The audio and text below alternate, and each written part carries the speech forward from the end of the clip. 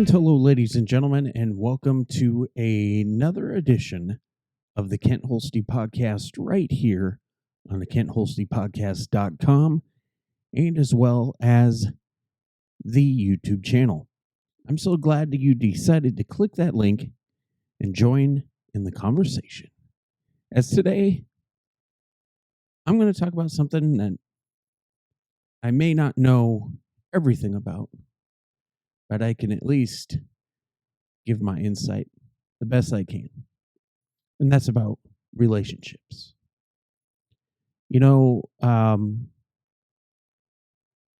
Probably to much of your surprise, I've been married more times than I would have liked.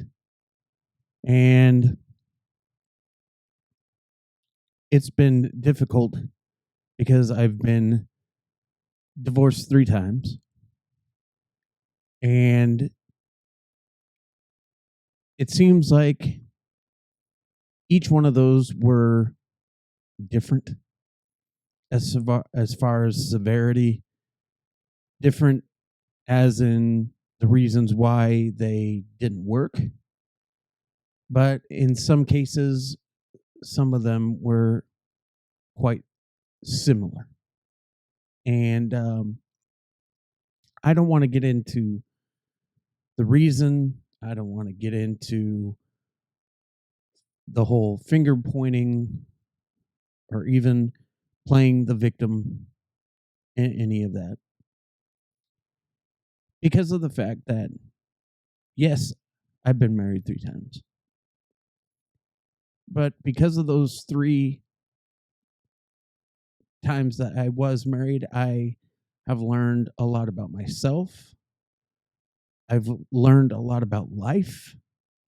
But most importantly, I've learned about relationships. Now, for me, relationships were never easy. I think a lot of the issue that I had as far as relationships go was because of the fact that I was looking for that feeling of being loved, being accepted because of being adopted. I think that a lot of that issues of wanting to have that affection stems from that whole situation.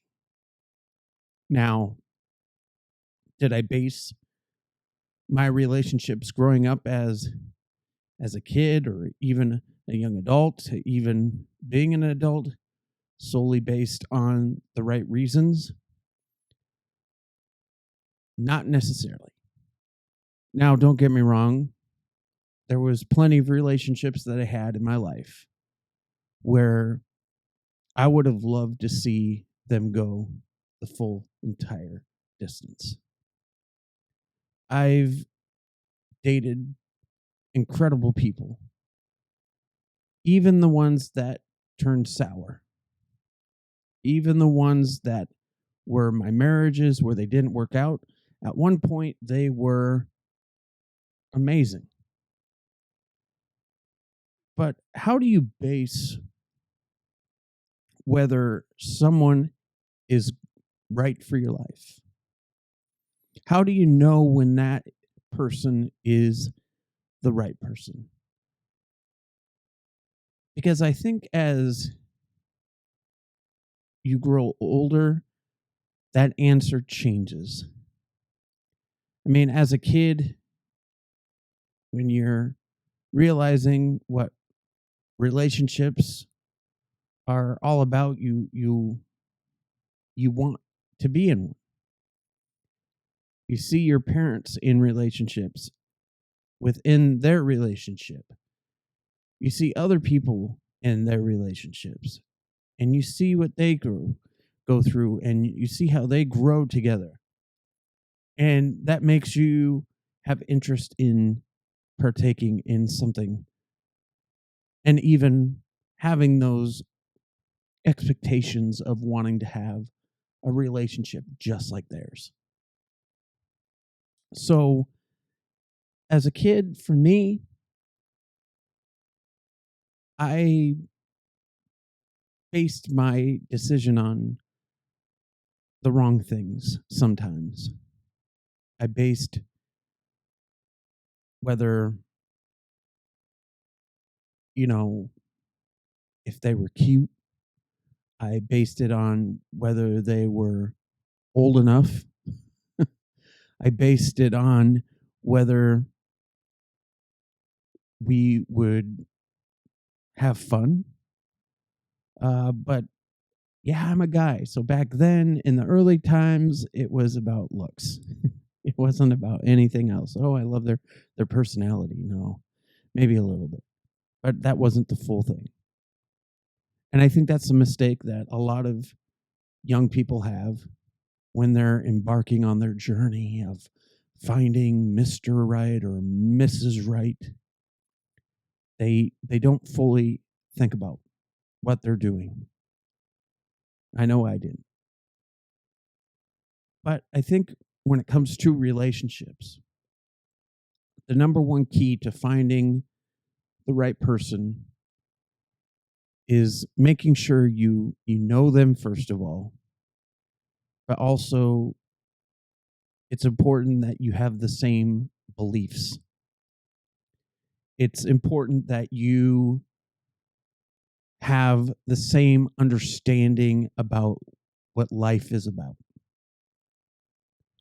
I was raised to believe that relationships only work if you believe in the same type of religion. And that's not always the case, but it does help. It also helps when you have the same political beliefs. People say that, but that really doesn't make a difference to me political wise. It probably should, but it doesn't.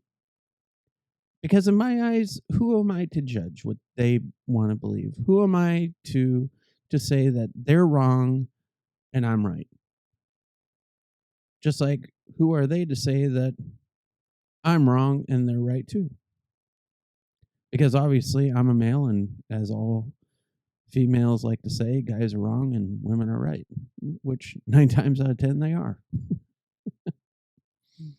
But the fact of the matter is, relationships are about trust. And you can't have a successful relationship without trust. Another thing is you have to sacrifice. That's the biggest thing that I've had to learn about relationships is it's not about yourself, about what you want. It's about the other person that you're giving your time, your heart, your energy to every single day. It's about doing things together. If you have the same interests, you're more likely to enjoy time together in doing things. The other biggest thing that I've learned about relationships is never leave each other upset. If you have problems, give some time to kind of process everything. Don't rush to conclusions, because I've been in that scenario where something pops up and you don't give that other person the chance or the opportunity to share their side of the story. So, communication and the respect of the person that you're with is very, very important, but also very vital. The other thing about relationships that is very important is the ability to be loyal. Loyal to the point of, if they're sick, you do whatever you can to step up and be there for that person. Loyal being if you're walking down the street and there's someone that grabs your attention because they're cute or beautiful, your main focus is that person that you're with. Because if you're with that person, it doesn't matter what any other person in this world looks like, because the person that you're with should be the most beautiful thing that you've ever had. Because that's why you should be together, is because you see the beauty, not just the physical. We've already talked about that. I'm not talking about just the outer appearance. I'm talking about the inner. I'm talking about how they act, how they present themselves. The other major thing that's important about relationships is to always remind the other person just how special and amazing they are to you as much as you can. Because you don't want to give them a even remote second of thinking that you don't care, that you don't value them. So you want to make sure every minute that you can, you thank them for being with you. You tell them how much you appreciate them for what they do for you, and give examples. Another tip that I can give you is Valentine's Day, birthdays, holidays. Yes, it's great to go out and buy something, but I love to write letters. I love to spend a good hour or however long it takes to write a big, long note about what's been going on within the relationship, the accomplishments that has been going on between the two. I enjoy just sharing the emotions and the feelings that I have because of being with that person. And 9 times out of 10, the response is way better than the response of just getting a typical flower or flowers or candy or a teddy bear. But I'm not saying those aren't good things to do. But giving something that's from your heart can open the eyes of that person that you're with, and they know 100% that you're in it, and you're in it for all the right reasons. So it's something to think about that. So let's process this a little bit. If you have any tips, something that you may have heard me just talk about, and you want to add in some ideas or advice to people that are looking for relationship ideas to keep their relationships fresh and strong, put those in the comment spot. But please, if you're going to be negative, don't even bother, because this is a time to be positive. This is a time to be encouraging. This is a time to be a community and come together to just share the wonderful and amazing emotions that can come with being in a relationship. So let's do that today, and put that in the comment spot and join in the conversation. Are you looking for a positive place to join a great community? Well, go to the Kent Holste Podcast website, where you can find Circle of Friends. This is a page to be supportive by sharing special events that are positive, or even letting others pray for you. A place that people can come together without fear of being judged, no matter race or disabilities. A time to be a part of that person that takes the time to care for others when it's needed most. We are all not just friends, we are family. It's Circle of Friends on the Kent Holste Podcast website. Check it out today.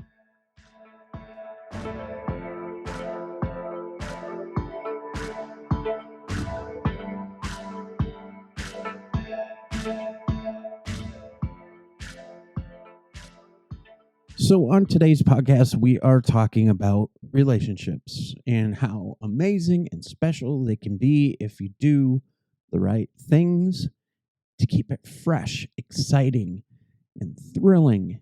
Because, I love hearing when people say, "Oh, we fell out of love. There just wasn't a connection like we used to have. We just couldn't see eye to eye." No, those are all excuses. All right. If you are in a relationship and you made that commitment with vows to cherish each other, to love each other through sickness and in health till death do you part, that is a commitment that should not be broken. And I wish that I could speak confidently saying I've lived by that, but unfortunately I haven't been so lucky in the past. And it sucks because I've always had that dream of having a relationship like my grandparents from my mom's side. They were married for over 50 years. I didn't see them fight. I didn't see them be mad at each other. They were in love and they were so amazing together. They were in love since, gosh, they probably knew each other since kids. And I wanted that. I wanted that story just like theirs, saying, we knew each other since grade school or high school, but I've never had that ability, and it sucks. Um, I just wish that, there was a way that things could change, that I could go back in time and fix things to where things would have turned out differently with certain relationships or life events. But then again, if I say that, that's erasing the fact that I have 5 of the most amazing kids any father could ever ask for. And I can't do that. I can't erase the fact that I had the opportunity of witnessing life being born. And I've talked about this before about how special and significant my kids are to my life. And that's something that I could never ask to be replaced. But, as far as the relationships go, yes, I wish I could change a lot of things about those. But if that was the case, then I wouldn't have the family, the kids that I have. So that's the next thing, is to cherish and value the family that you have created. It's not always tough, but sometimes it is. And sometimes those hard times overwhelm relationships to the point where it does cause a strain. And unfortunately, that's the case. But there's ways to better that. And the best thing that you can do is to seek guidance. Talk to a family counselor. Talk to a pastor. Go to a support group for marriages where you can hear other couples talk about their problems and be a support group for each other to motivate you to stay together. Because 9 times out of 10, relationships that don't work are over petty things that could be worked out. But unfortunately, there are those relationships where there is situations where people drift and they make the wrong choice of not being faithful. And that can be hard to regroup from. But I've seen it where there's been people that have been in those scenarios and they have fortunately worked through it. They forgave each other. They heard each other's reasons why they did it.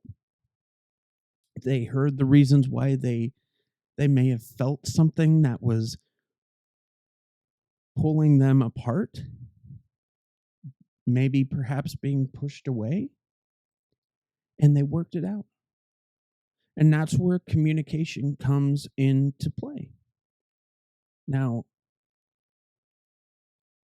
I've unfortunately been in that scenario where being faithful was a part of the problem.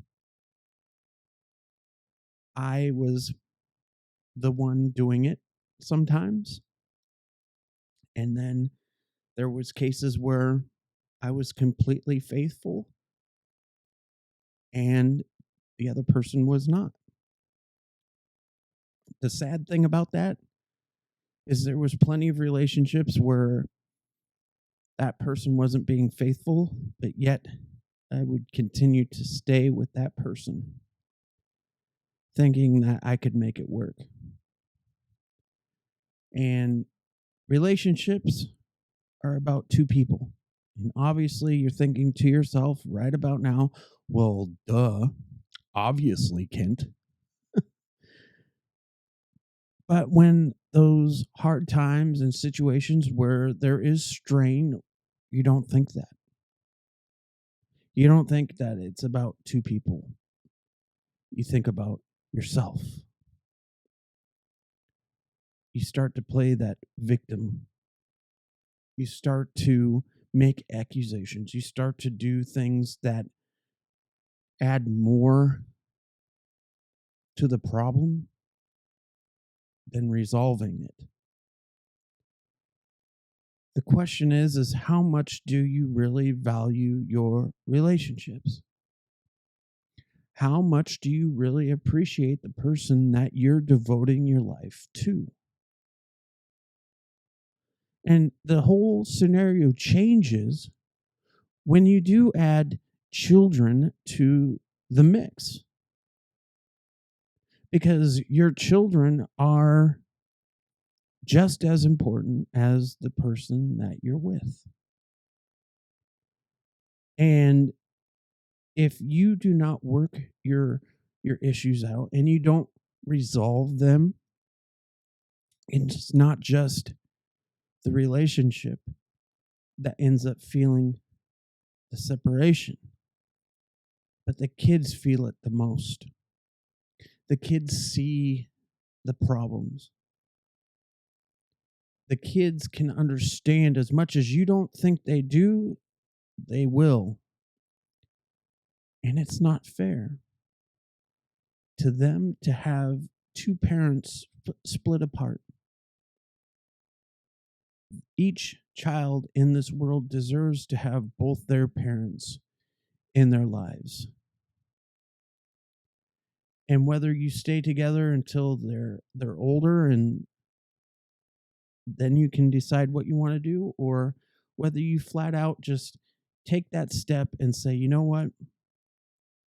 We chose to take this life together and we're going to continue to do that no matter what it takes.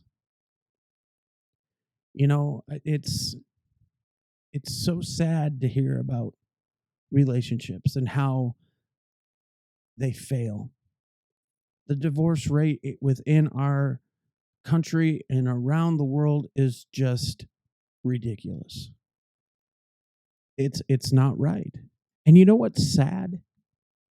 Here's the sad truth about this.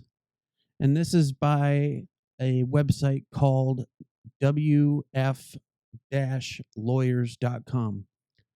It says every 13 seconds there is a divorce in America.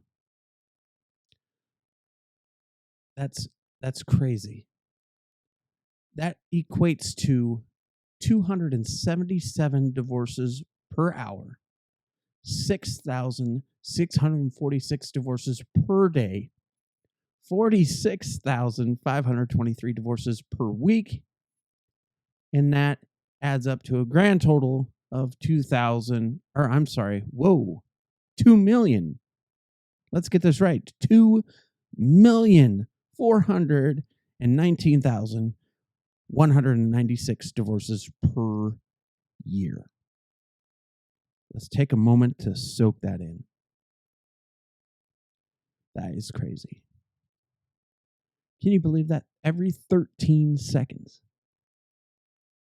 Okay. I've even heard that relationships between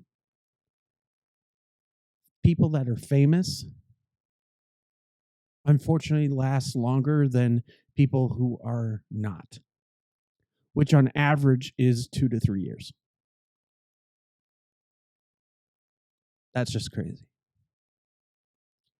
So it seems to me that people don't value their word, their commitment, or the vows that they even said. That's sad. 2 million, over 2 million divorces per year. So once again, that's from wflawyers.com. I'll put that link in the description box about this podcast today. So if you want to check more of that out, you can do that.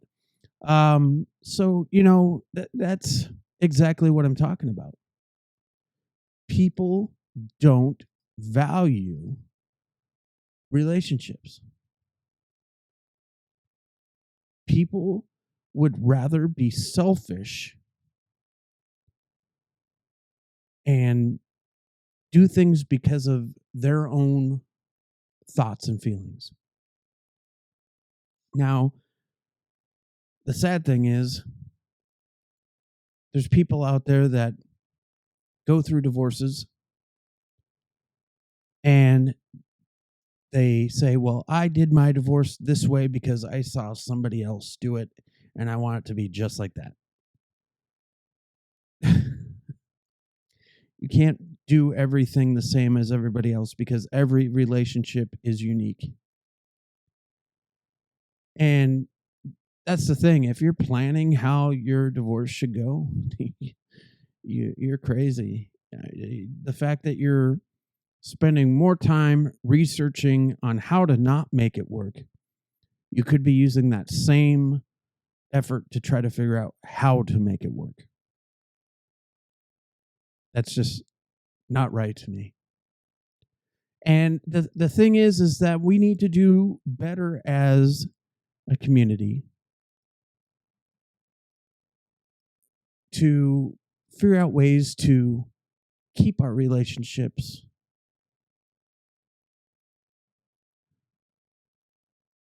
working. We have to find a way to keep them fresh. We have to find ways to make it more easy to understand each other. And at the beginning, I said that one of the examples of relationships falling apart is because people fall out of love, quote unquote, right? With each other. And the thing is I don't think that's true. Because no matter what relationship ends, in some way, shape, or form, the person ends up saying, well, I will always love them. I will always care for them. But, And you see, the moment that you say, but you know that everything that you said, that you don't care for them, you don't love them, is completely false. Because if you have those feelings and those emotions, there's something there. And sometimes that may not be the case. Sometimes it is legit. But there's a lot of people who end relationships because they don't feel like it couldn't go any farther. And the sad thing is they make that judgment without even finding out. Or the other person was too stubborn to see that the other person is in need of something. The biggest problem I had with my relationships is I never wanted to get the help. I didn't want to get other people involved because I felt I knew what they were going to say in response to the grievances of the other person that I was with. I felt like I was going to be the one getting thrown under the bus. I felt like I was going to be the one getting bashed over and over again and not being understood. But did you hear what I just said within those examples? The key word is I. The thing is I was the problem. I wasn't being the solution. I refused the help. I refused to see that there was a problem, and I refused to acknowledge it and fix it. It's kind of like this is how life should be. When our cars break down, the immediate first thing we want to do is fix it. When there's something wrong with our house and something breaks, the immediate reaction is to fix it. But when it comes to relationships, why is it so hard for people to want to fix it? It's because of pride. We all want to feel like our relationships are perfect. There's nothing wrong. That there's nothing wrong with me. There's nothing wrong with her or him. It just couldn't be possible. Or, oh, I don't want people to know my own problems. It's none of anybody's business but ours. I've said all these things. And did it work out? Nope. Doesn't mean that if I still did it, that if I fell through and I did all those things that was expected or needed, would have turned out any differently? No. The things that happened in my relationships within my marriages were something that was nothing that could be fixed. It was too little, too late. And even if it did have the opportunity to be worked on, the final outcome would have been the same regardless. And that's a tough thing to admit. Because no matter what would have happened, no matter how much energy and time it would have taken out of the both of us to try to make it work, either one of us would have found a way for it to not succeed. And that was only because of how I view it, because of the position of where my life was. You see, I wasn't mature enough to be in a relationship, to be married. But the thing is because of those situations, it made me ready. It made me realize what I have to do to have a better, successful relationship. even more importantly, a successful marriage. See, it's not about me. It's not about my wants. It's not about what I can gain from it. It's about what they can gain. You see, I should be their investment. And I say that because if I truly feel like I'm someone that is worth it for somebody else's life, I'm going to do whatever it takes to make sure that I'm there to protect, to support, and to be that person that offers and gives everything they could ever need and want. And if I don't offer that, if I can't give it, then that's where I need to work harder to make those things happen. The first thing that shouldn't be done is the easy way out. Oh, well, I failed. I can't do this. I'm done. You work at it.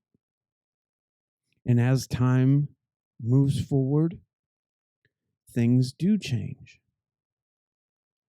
But that's where you adapt. That's where you try to find ways to make every situation the best that it can be through hard work, communication, and understanding. The other thing that I want to talk about is something that I am going to touch base on right after this. Have you seen the Kent Holste podcast website yet? Well, check it out today. It's at www.kentholstepodcast.com. It's more than just podcasts. There's interviews, blogs, news, sports talk, circle of friends, and so much more. So what are you waiting for? Check it out right now. It's at www.kentholstepodcast.com.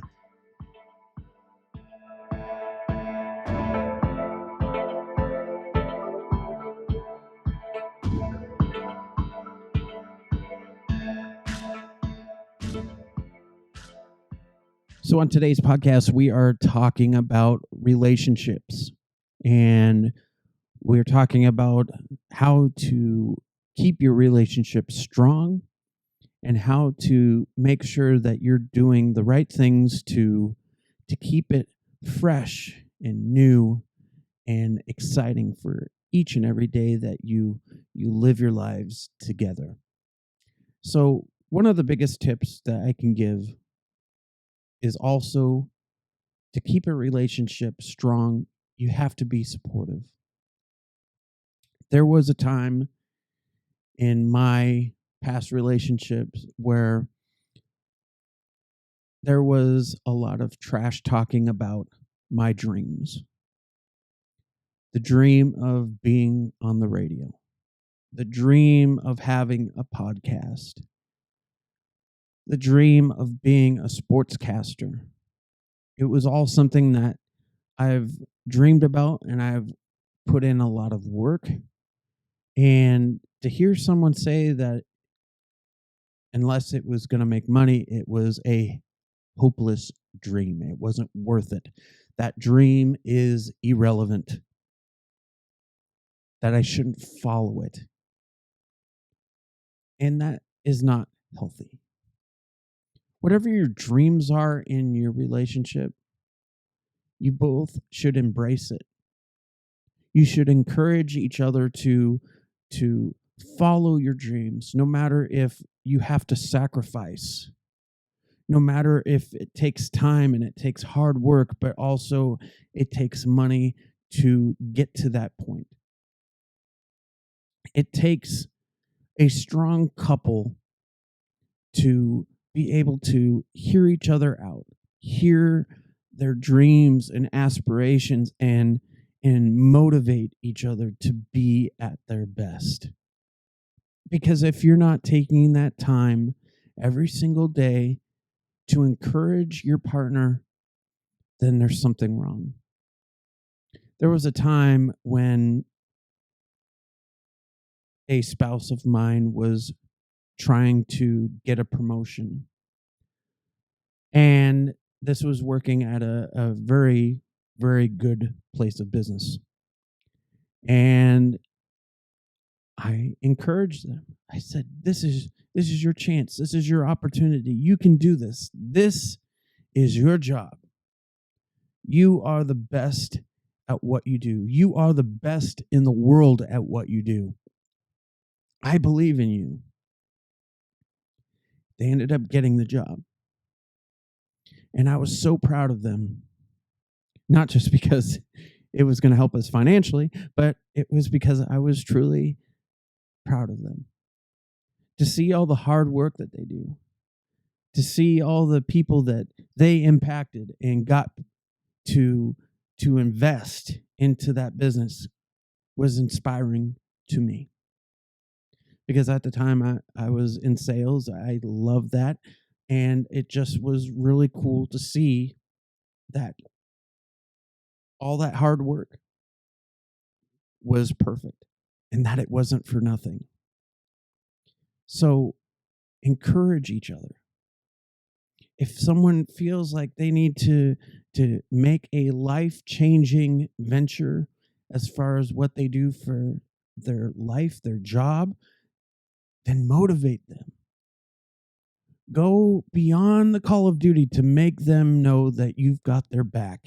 And if it doesn't work, you're still going to be there.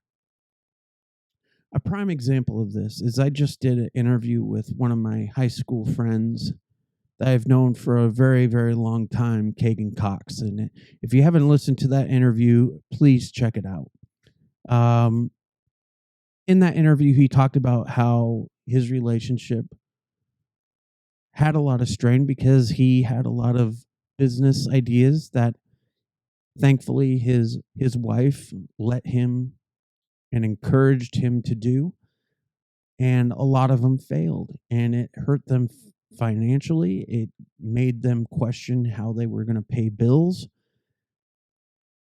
But his wife never gave up on him. She stood by his side and said, "Hey, if this doesn't work out, we can do this." She was there for him. And as he said these stories to me, even after we went off the podcast, I was just blown away by the love that these two have for each other. And it's those type of relationships that I hear about that I wish myself I could have with someone. Because it's truly inspiring.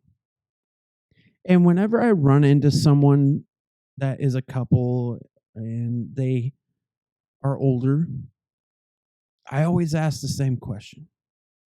What's your advice for a long-lasting marriage?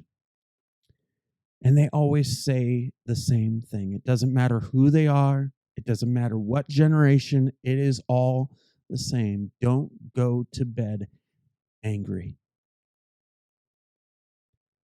Don't take your problems to the bedroom. If there's an issue, talk about it, but don't bring anything into the bedroom, especially while you're in bed. So don't do that. And that's good advice. The other thing I've heard is, it was my first marriage, and my old stepdad told me before I got married, "Kent, I want to give you advice." Okay. He said, "In marriage, either you want to be right or you want to be happy." And it's true. There's no reason to be in disagreement with each other. And if you can't find ways to communicate and to talk things out without a fight, then you need to find ways to set a time or to do something where you can come together and be in agreement that this can be worked out. All right. So Think about that. The best thing that you can do in a relationship is to just listen. And sometimes you do have to bite your lip. But sometimes, even more, you have to take that time to just pull yourself back, listen to what was being said, let it sink in, and then bring it up and talk about it. Because sometimes there's going to be situations where you feel attacked. There's going to be times where you feel like this is coming out of nowhere. And where is this coming from? But it's all how you deal with it. It's all how you talk. It's all how you respect each other. And if you respect each other, it doesn't matter what you say or what you do.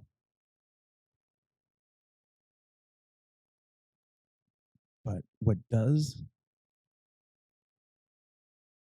is the ability to know no matter what, you've got each other's back.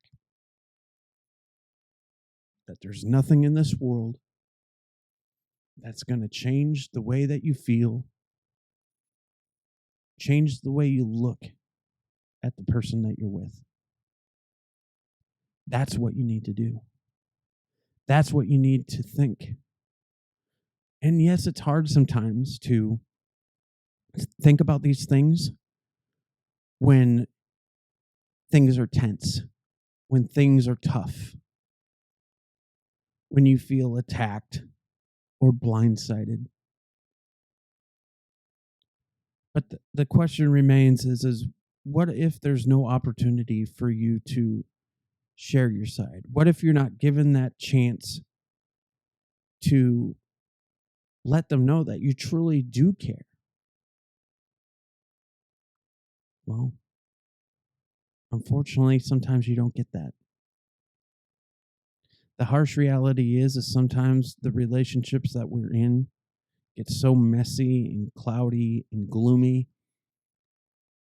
that there's nothing you can do except for walk away with your head held high, knowing that it's not the end. When I was a kid, there was someone special in my life who had two incredible parents. And when we come back, I'm going to tell you about this story about how love can end, but is that truly the case? I just want to take a moment to thank you for listening to today's podcast. Hopefully, there's something on today's show that you've really enjoyed.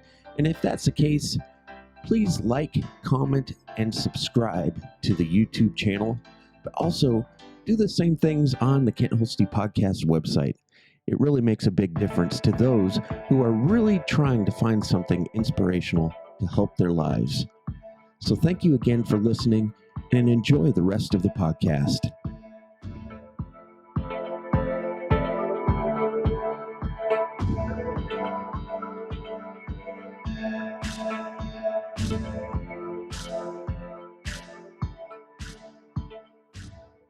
So, like I said, there was a situation when I was a kid where two people that I looked up to, that I thought very highly of, were in a marriage.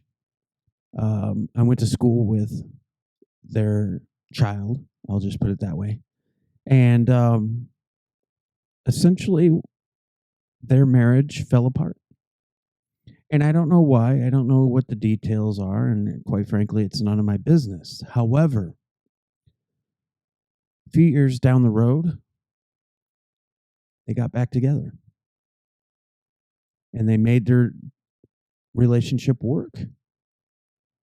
And to me, that was always such a powerful thing because they could have been like any other family that split and just decided not to make things work, but they did. And there's so many times in our lives where we think that it's the end. We give up. But did these people do that? No.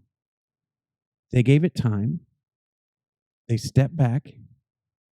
Yes, they may have not been legally married, but in some way, shape, or form, they were able to still co-parent. They were still there for their kids. And eventually they got back together. There's no better feeling to see two people like that. It's rare to see. But it's just amazing to know that in the midst of those 13 seconds of people getting divorced in America, that over 2 million divorces per year, that one of those numbers decreases because they decide to get back together. That's powerful.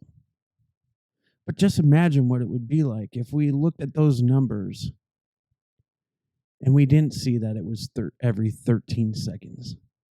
That was maybe every couple hours. Maybe it's every other day. But what would it be like if there was no number at all? That people actually stood by their word, that people stood together side by side, regardless of what their problems are, they stay. How cool would that be? So let's figure it out. So let's talk about it. So in the comment spot, if you heard anything on today's show that kind of caught your attention, maybe you're one of those numbers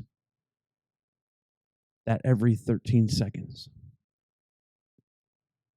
And maybe you have advice for those people that were maybe making bad choices, that maybe took the wrong direction. Give the advice. But also, maybe you're those people that have had successful relationships where you can give good key advice to add on to what I've said.